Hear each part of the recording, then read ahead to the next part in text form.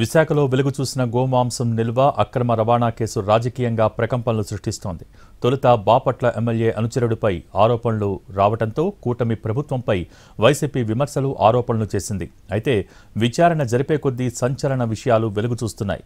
విశాఖ నుంచి తణుకు, అక్కడి నుంచి యూపీ మూలాలు బయటపడుతున్నాయి. ఈ కేసులో ఇప్పటికే ప్రధాన నిందితుడిని అరెస్ట్ చేసిన డీఆర్ఐ అధికారులు విచారణను మరింత వేగవంతం చేశారు.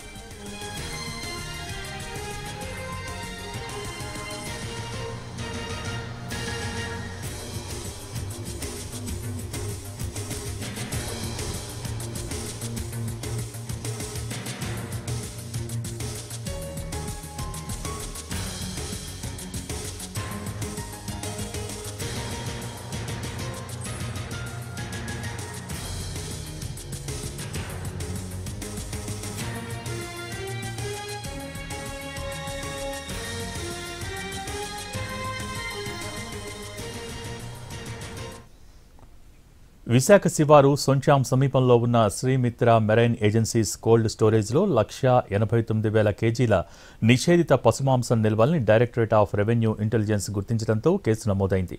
ఇందులో నిల్వ ఉంచిన పశుమాంసంలో గోమాంసం కూడా ఉంది. దీంతో పశుమాంసాన్ని ఎక్కడి నుంచి విశాఖకు తెచ్చారు, దీని వెనక ఉన్నది ఎవరనే దానిపై విచారణ జరుగుతోంది.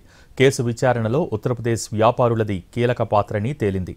ఆగ్రాకు చెందిన వ్యాపారులు మహమ్మద్ ఫర్నాన్, ఉమర్ శాంషిలదే కీలక పాత్రని ప్రాథమికంగా తేలింది. మహమ్మద్ ఫర్నాన్, ఉమర్కు చెందిన మిస్టర్ మిష్ ఓవర్సీస్ ప్రైవేట్ లిమిటెడ్ సంస్థ యూపీ, తెలంగాణ కేంద్రంగా కార్యకలాపాలను నిర్వహిస్తోంది. దేశంలోని వివిధ రాష్ట్రాలకు, ఇతర దేశాలకు పశుమాంసం ఎగుమతులు చేస్తున్నట్టు బయటపడింది. ఈ క్రమంలోనే శ్రీమిత్ర మెరైన్ ఏజెన్సీస్ కోల్డ్ స్టోరేజ్లో నిషేధిత పశుమాంసం నిల్వల్ని డీఆర్ఐ గుర్తించింది.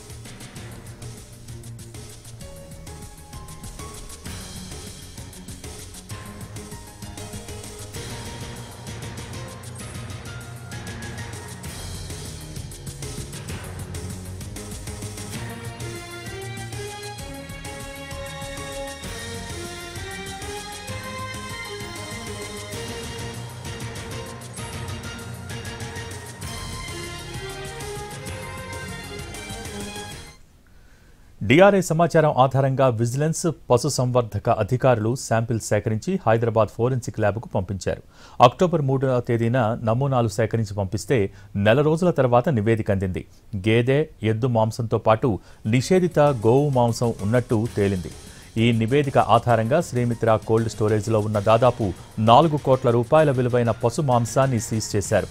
అనధికారిక స్లాటర్ హౌస్ నుంచి భారీ మొత్తంలో గోవు, పశు మాంసాలను సేకరించి దేశ విదేశాలకు ఈ కోల్డ్ స్టోరేజ్ నుంచి ఎగుమతి చేస్తున్నట్టు తేలింది. గోవు మాంసంపై నిషేధం ఉండగా నిబంధన ఉల్లంఘించిన mister and miss overseas private limited సంస్థ నిర్వాహకుడు మహమ్మద్ ఫర్నాన్ను డీఆర్ఐ అరెస్ట్ చేసింది. ఫర్నాన్కు రిమాండ్ విధించడంతో సెంట్రల్ జైలుకు తరలించారు.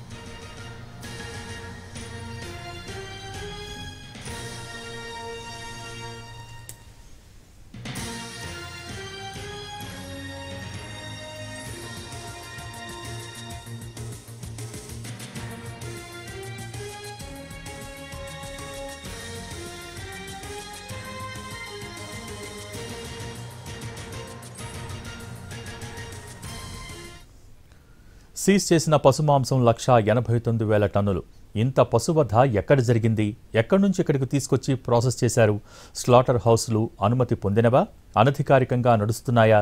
యూపీ వ్యాపారులకు లోకల్గా సహకరిస్తోంది ఎవరు? ఇలా అన్ని అంశాలపై విచారణ కొనసాగుతోంది.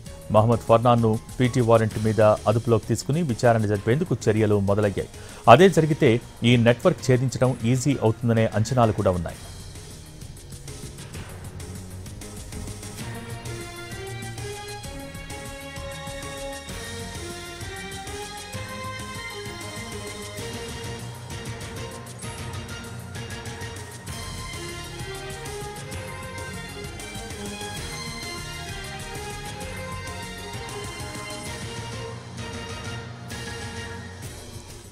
శ్రీమిత్ర మెరైన్ ఏజెన్సీస్ కోల్డ్ స్టోరేజ్లో 1,89,000 కేజీల గోమాంసాన్ని డీఆర్ఐ అధికారులు సీజ్ చేశాక ఆనందపురం స్టేషన్ పోలీసులు కూడా కేసు నమోదు చేశారు. జంతు హింస నిరోధక చట్టం సెక్షన్స్ కింద కేసు నమోదైంది. కానీ ఇంతవరకు అసలు సూత్రధారులను పట్టుకోలేదంటూ వైసీపీ ఆరోపిస్తోంది.